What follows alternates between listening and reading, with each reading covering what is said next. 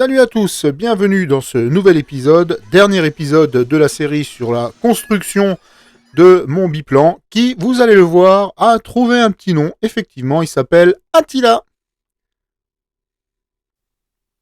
C'est parti pour l'équipement et la déco de l'avion. On commence par les supports de cerveau d'aileron que j'ai dû modifier par rapport au plan parce que le cerveau est légèrement plus haut. Il a donc fallu que je retravaille les passages pour que le palonnier se retrouve en face de l'emplacement par lequel il doit venir attaquer la commande. Je suis donc reparti sur le dessin d'enfusion et j'ai tout passé à la CNC pour refaire les encoches de fixation du support de cerveau.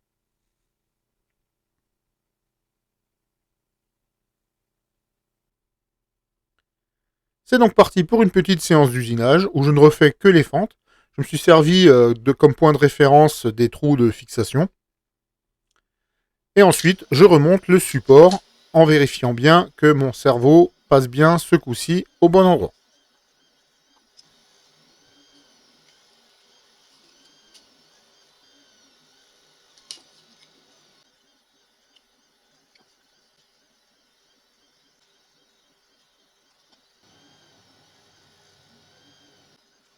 J'entoile ensuite la trappe, toujours au cavane blanc.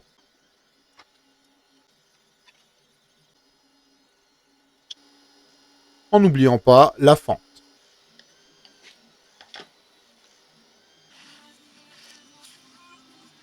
Et je passe ensuite à la mise en place des charnières, et ici les charnières d'aileron. Je vérifie leur bon positionnement à blanc, et ensuite je prépare de la colle époxy pour coller l'ensemble. Je m'arrange pour remplir les petits trous, ce qui permet une meilleure adhérence de la colle. J'insère ensuite les charnières à leur place et je nettoie l'excédent avec de l'alcool ménager.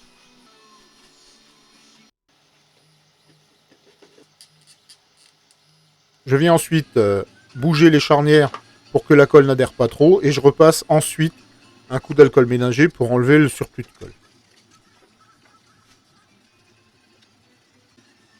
Je viens ensuite positionner l'aileron sur l'aile, tout d'abord à blanc, et ensuite je le colle à l'époxy comme précédemment. Je nettoie le surplus avec de l'alcool ménager et je viens actionner l'aileron une fois que la colle est sèche pour casser le reste de colle qui a pu s'infiltrer et vérifier que l'aileron fonctionne. J'ai ensuite constaté que mon cerveau d'aileron était mal fixé. Je vais donc créer quelques équerres pour venir renforcer cette fixation.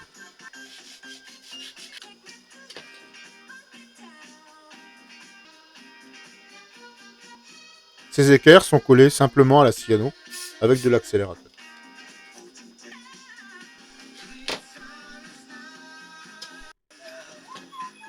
Voilà, maintenant il faut installer tout ça dans l'aile. Et pour ça, j'ai dû créer des rallonges pour faire sortir mes fils de cerveau de l'aile.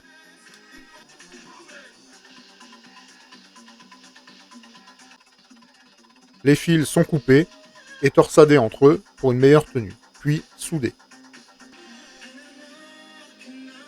Un petit coup de gaine thermo pour isoler le tout. Et on installe le tout dans l'aile. Je fais ensuite la commande. Après prise de mesure et découpe d'une tige filetée, voici la commande terminée.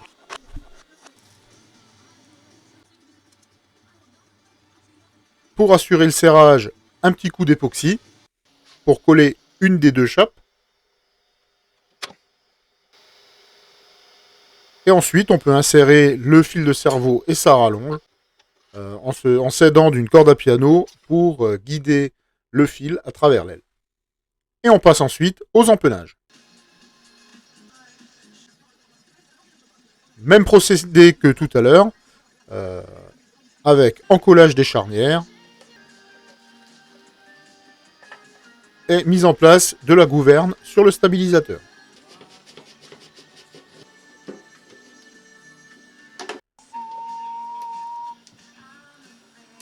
On s'assure que tout fonctionne librement.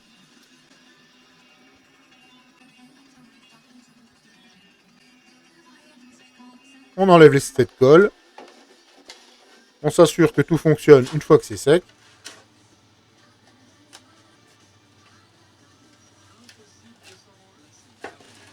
Et on peut passer au collage de la deuxième partie de la charnière.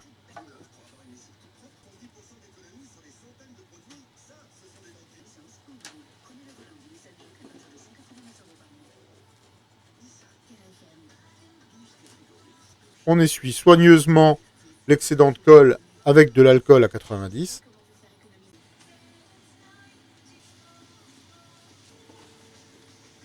Voilà qui est fait.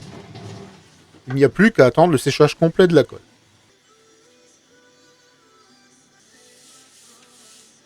On passe ensuite à l'ajustement du stabilisateur sur l'arrière du fuselage. Donc pour ça, j'ai collé 2 bandes de ruban de masquage à peinture, ce qui permet de tracer le fuselage une fois le stab positionné.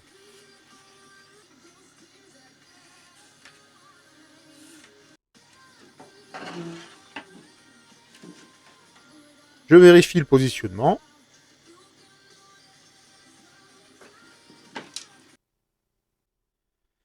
Et je passe à la découpe des guignols de profondeur et de direction.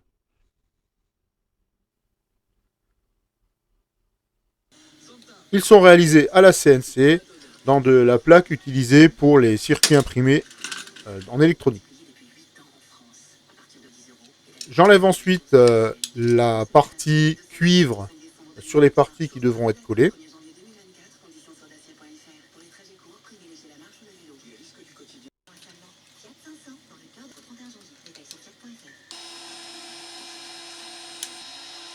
Et je viens mettre en place les guignols sur les gouvernes.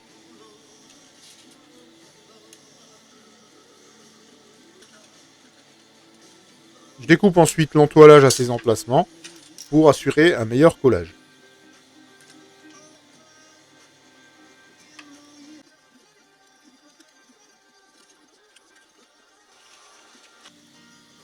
L'ensemble est là encore collé à l'époxy.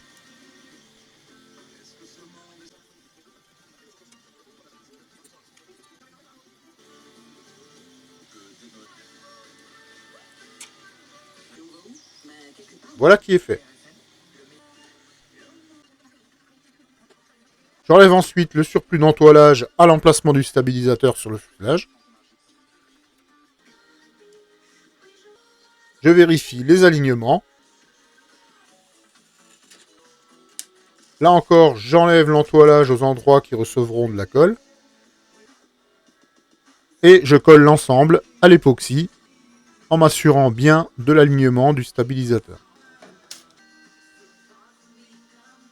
Un peu de poids pour maintenir durant le séchage. Et je passe à l'installation du guignol sur la gouverne de direction. La procédure est exactement la même que pour les guignols de profondeur.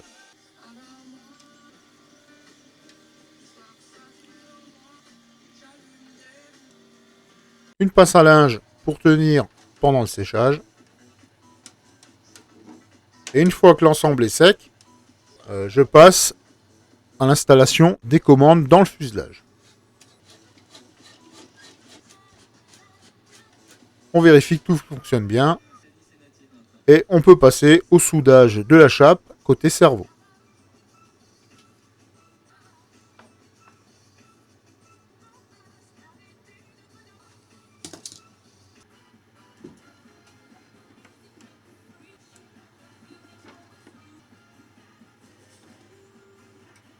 Une fois la longueur déterminée et la corde à piano coupée, je nettoie les cordes à piano tout d'abord en les ponçant et ensuite en les dégraissant à l'acétone. Ceci permet une meilleure tenue de la soudure à l'étain.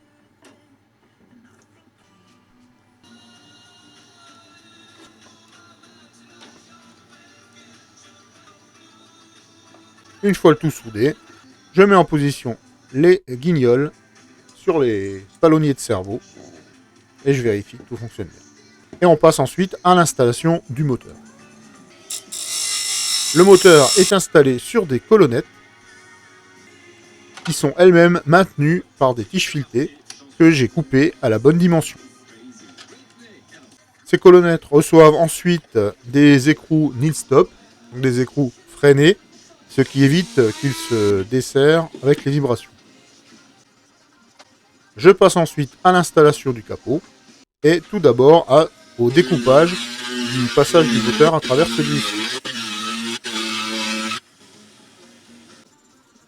Ici, mon meilleur allié est ma Dremel. Je fais pareil avec le passage de la bougie.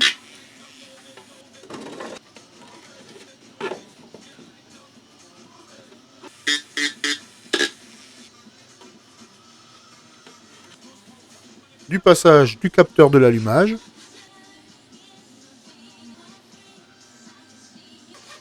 Et ensuite, je crée mes blocs de fixation qui viendront se coller sur la cloison pare-feu pour venir fixer le capot.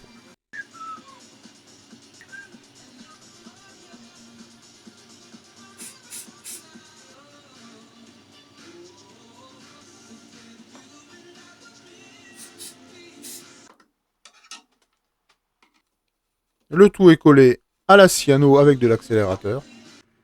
Et je fixe ensuite le train afin d'avoir un peu plus de stabilité quand je pose le. Je trace ensuite l'emplacement du cylindre du moteur afin d'avoir une surface suffisante pour le refroidissement de celui-ci. Et je découpe mon capot avec ma Dremel.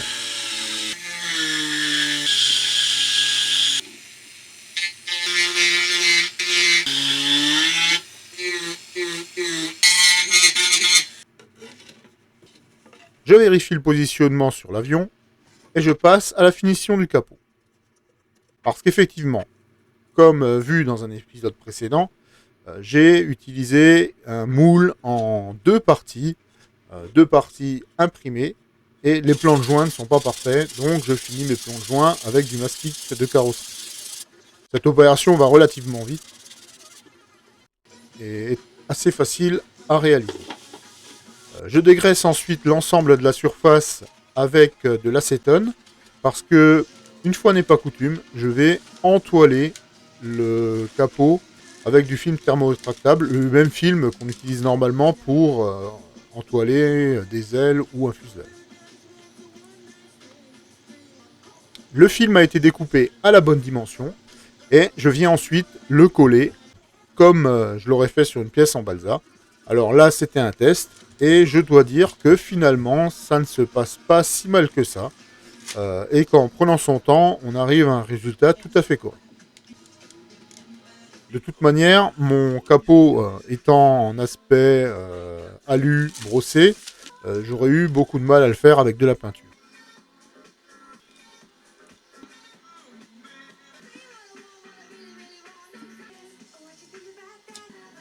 Je commence donc par poser mon entoilage sur la partie la plus plane du capot.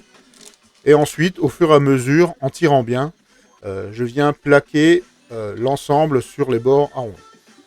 Voilà le résultat, c'est pas trop mal. Mise en place du capot et fixation définitive de celui-ci sur l'avion.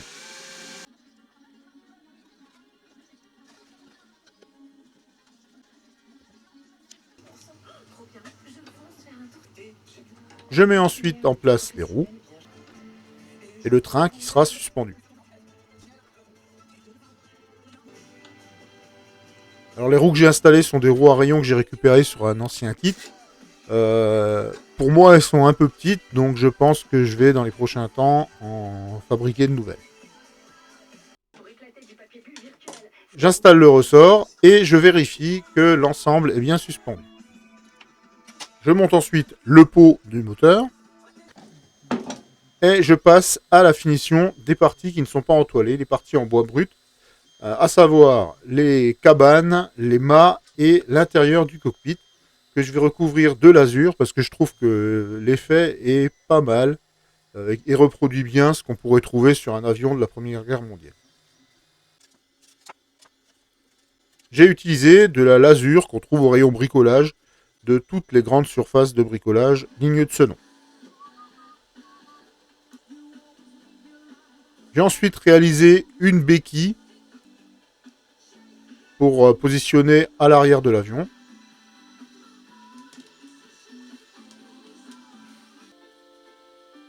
On pourrait mettre une roulette directrice, j'avais pas trop envie de m'embêter avec ça. Et une béquille sera largement suffisante. Vu la surface du volet de dérive, de toute façon, même au sol, il n'y aura aucune difficulté à diriger l'avion.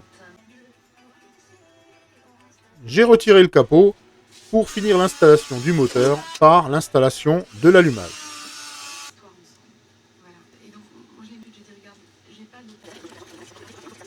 Allumage qui est tenu par un serre-pièce.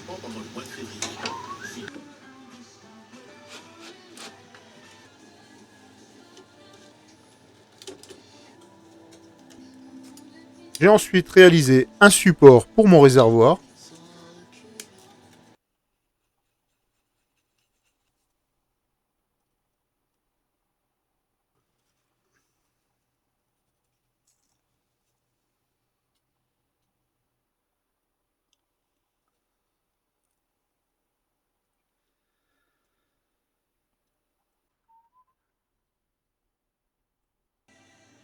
Je vérifie que le réservoir se positionne bien. Et je rajoute de la durite pour le préserver de l'usure qu'il pourrait subir en raison des vibrations.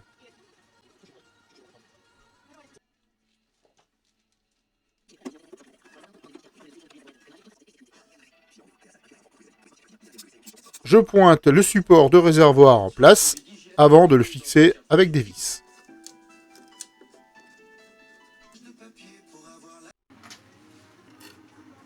Voilà. Parfait. Pour finir l'installation radio, je troue des passages pour les rallonges de cerveau qui vont venir des ailes jusqu'au récepteur.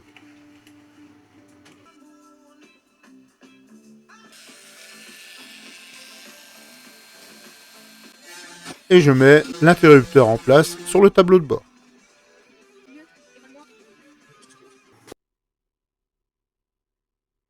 Et enfin, la déco, le moment que tout le monde attend.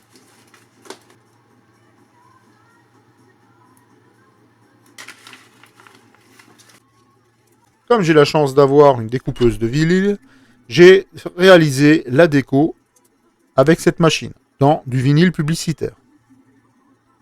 Alors comme ma lame n'était pas tout à fait bien réglée, j'ai dû reprendre quelques petites découpes avec mon cutter, notamment sur le noir.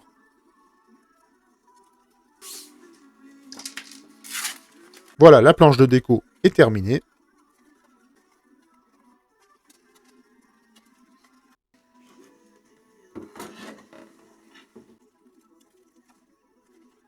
Je place ensuite un papier transfert et peux plaquer correctement ma décoration sur les parties de mon avion. Ici sur l'aile.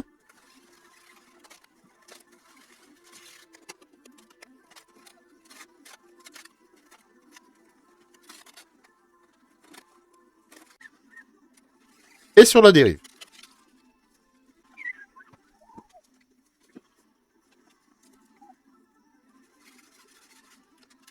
Et voilà mon avion baptisé Attila. Pourquoi Attila? Parce qu'il est inspiré d'un avion qui s'appelait Hannibal, qui était un avion de début des années 70-80 commercialisé par la marque anglaise Flair. Et pourquoi Attila? J'étais dans les guerriers, donc je me suis dit Attila, c'est pas mal. Le reste de ma décoration, je l'ai réalisé en gris et en rose parce que j'avais pas de noir. Et là, j'avais réglé mieux ma lame et on voit que ça se détache beaucoup mieux. Mise en place de cette petite faucheuse sur le capot. Alors faucheuse, oui, mais faucheuse humoristique, parce que c'est quand même un avion qui fera principalement du air doudou, donc il ne faudrait pas faire trop peur aux enfants.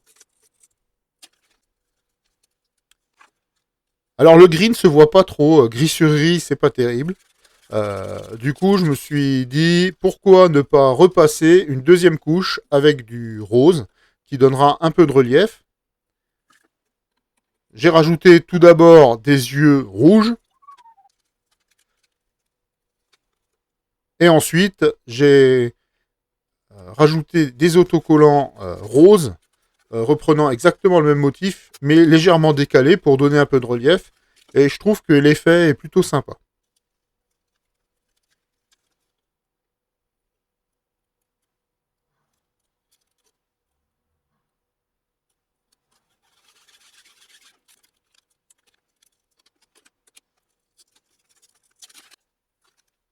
Voilà, une fois bien plaqué, on arrive à enlever le film de transfert sans trop de difficulté.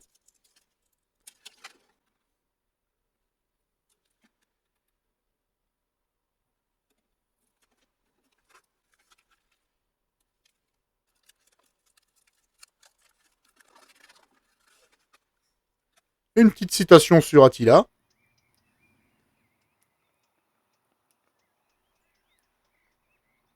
Un petit montage à blanc dans le jardin pour voir à quoi ressemble la bête une fois terminé.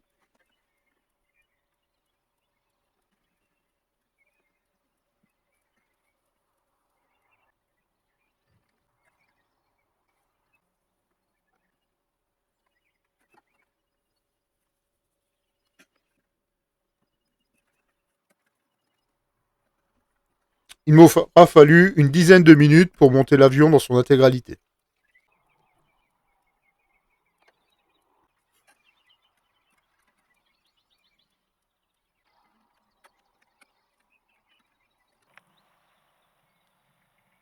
Là où Attila a passé, l'herbe ne repousse plus.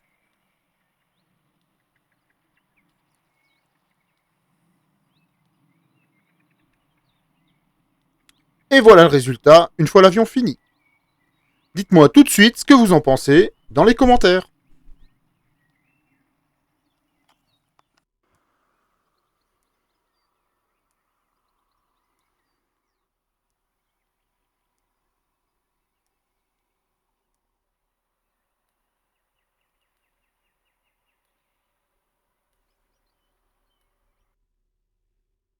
On part faire un petit tour?